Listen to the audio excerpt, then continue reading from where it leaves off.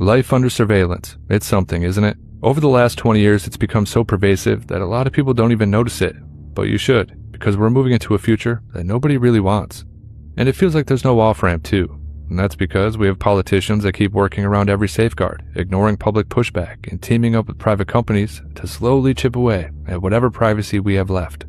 It's not random though, it's coordinated. All around the world, governments are building the same interlocking grid, a global system that fuses facial recognition, AI analytics, and digital IDs, all controlled by massive data centers. On the establishment level, there's this weird uniparty consensus that crosses every border. Left, right, doesn't matter. Yeah, everyone's all in on this new digital world order, and the catalyst, the absolute foundation of it, is mass surveillance. They need it to monitor speech, banking, movement, behavior, everything, so they can enforce, their pet projects. Massive censorship campaigns, energy rationing, CBDCs, social credit scores, and of course, building smart predictive systems that punish you for what the algorithm thinks you might do next. The powers that be have dreamed of this level of control for centuries, and now technology has finally caught up with their ambition, and we should all be paying very close attention. Look, this is not a conspiracy theory. It's happening in real time across the planet. Now, I don't want to bog you down with a bunch of examples, but in your spare time, just pick any country and look it up. You're going to see the same story everywhere. The UK, France, Australia, Canada, even places like Sri Lanka, Vietnam, Thailand, and Malaysia. I mean, as I said, pick any country at this point, and you're going to find the same story. They're all racing to wire up facial recognition, AI cameras, and digital tracking systems. And the method of persuasion is always identical too. Roll it out under the banner of safety or protecting kids. You normalize it, expand it, and paint anyone who objects as some sort of paranoid freak.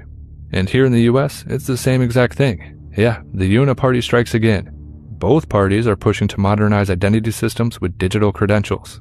Republican Senator Josh Hawley's GUARD Act just passed committee, unanimously. It requires age verification for AI chatbots using government ID, face scans, or financial records. They're also pushing for ID verification on operating systems for any device, too. Privacy advocates are already calling it a Trojan horse, a backdoor digital ID system that forces biometric verification into your everyday life. And we've seen this coordination with the private sector before. Think Biden's censorship regime, outsourcing First Amendment violations to big tech so they could dodge constitutional arguments. Same playbook. They know they can't get this done on the up and up, so they outsource their dirty work to big tech. I mean, at this point, these companies basically function as extensions of the military-industrial complex and intel agencies.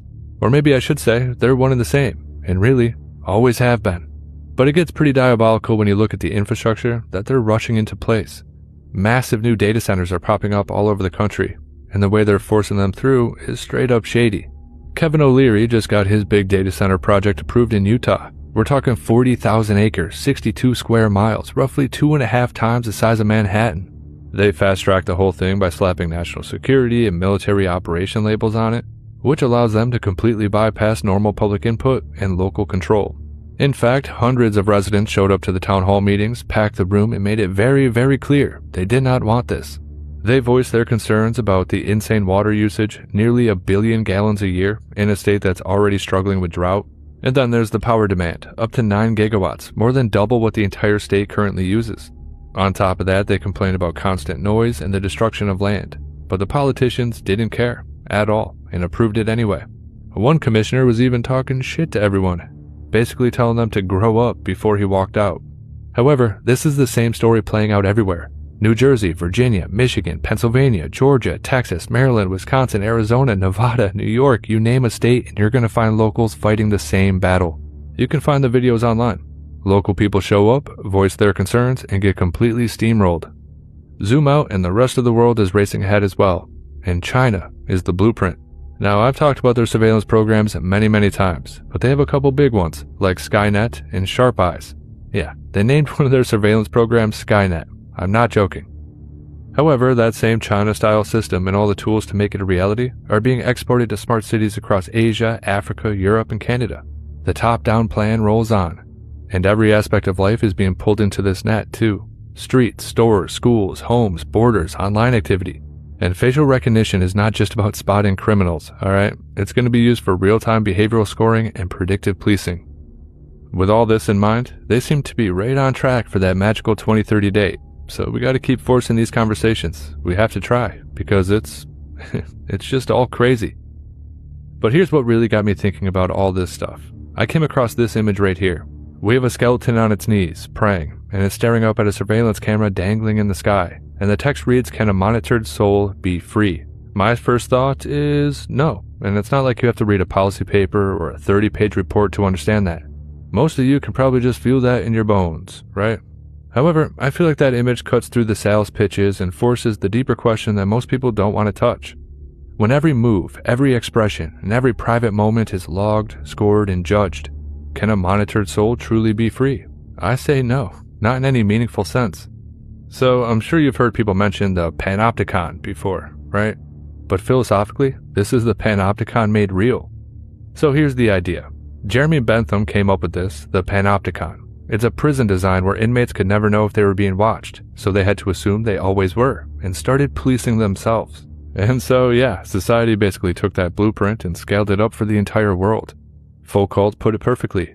The watched internalize the watcher. You don't really need physical chains anymore.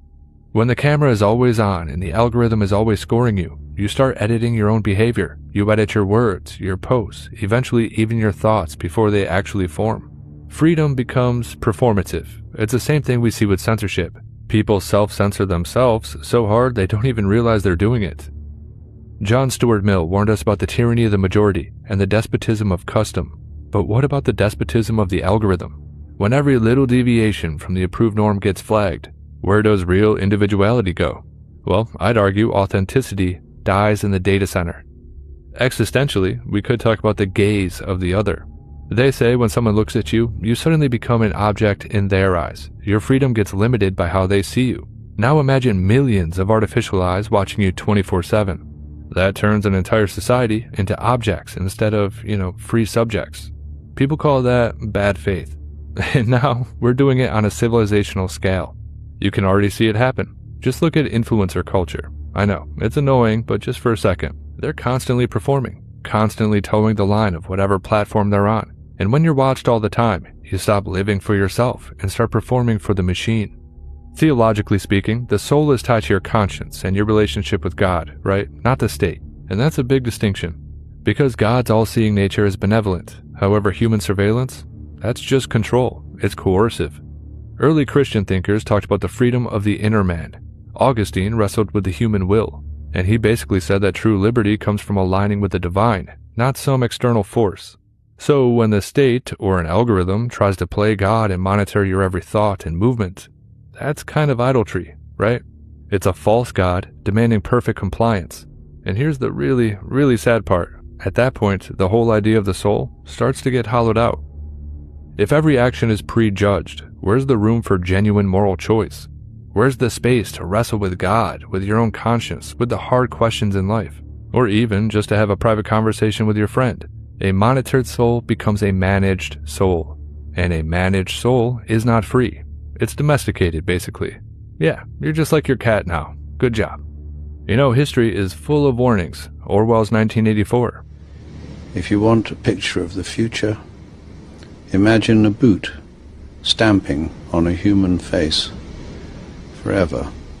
But in 2026, the boot is a camera and an algorithm. The moral to be drawn from this dangerous nightmare situation is a simple one. Don't let it happen. It depends on you. You know what's crazy? I've seen politicians mention Orwell while arguing for this future. They've Orwelled Orwell. Yeah. However, on the other side of the 1984 coin, we have Huxley's Brave New World, and he went the softer route, using distraction and pleasure as a way to control people. Well, if you look around, it kind of feels like we're getting both, the hard surveillance state and the soft social engineering. It's a brave new 1984 world. Yeah, we're getting it from all sides. Now you've also probably heard the buzzword surveillance capitalism. Your behavior is the raw material, and you are the product. But this is a little different. It's governance. The Davos crowd calls it a managed ecosystem. But the image calls it for what it is, a cage for the soul. Look, I'm not saying that every security camera is the mark of the beast or whatever. Reasonable, targeted, transparent law enforcement does have a place. However, what they're building is totally encompassing, preemptive, and unaccountable. It's everywhere, all the time, and focused on everyone. And once that infrastructure is locked in, we're kind of screwed, right? Look, I'm trying to not be a total doomer here. I'm trying my best. But we've already watched them go from, oh, it's for preventing crime, to it's preventing wrongthink. We've already seen this happen around the world. The road to tyranny is paved, man. That's the path we're on. So we better start getting off that path, don't you think? Alright, now that I've said my piece and gave you a solid view of the anti-data center position, let me give you both sides of the argument and you can make up your own mind. I went through a bunch of threads on social media and looked at hundreds of replies to get an idea of what their argument actually is. So here's the pro-data center side. Their main argument is basically, if we don't do this, we hand the entire future to China. They see blocking data centers as self-sabotage, the same kind of short-sighted, Luddite thinking that held back nuclear power for decades. To them, these facilities are essentially just 21st century infrastructure, and there's nothing nefarious lurking underneath, at all. Government and big tech are going to make your life better, they say. It's an argument that I have a hard time buying. Opponents get called conspiracy theorists, low IQ populists, or people who don't understand how AI and computing actually work. And hey, I think they're talking about me. And I took that personally. No, I'm just kidding. But there is an emotional core to both sides of the argument. So on the anti-data center side, the emotional core is the surveillance state. And on the pro-data center side, the emotional core is China's going to eat our lunch and anti-nuclear panic comparisons. Yeah. So like I said, you can make up your own mind. What do you think? As for me, the philosophical argument still resonates the most. So the big question once again, can a monitored soul ever truly be free? I don't think so. Freedom requires privacy. It requires the possibility of being unobserved. It requires space for the inner life. It's a place where personal decisions are actually made, where the soul really breathes. Strip that away, and you don't get safer citizens. You get compliant ones, predictable ones, programmable ones. And I don't know. I guess people better start to remember what it actually means to be human, and quick.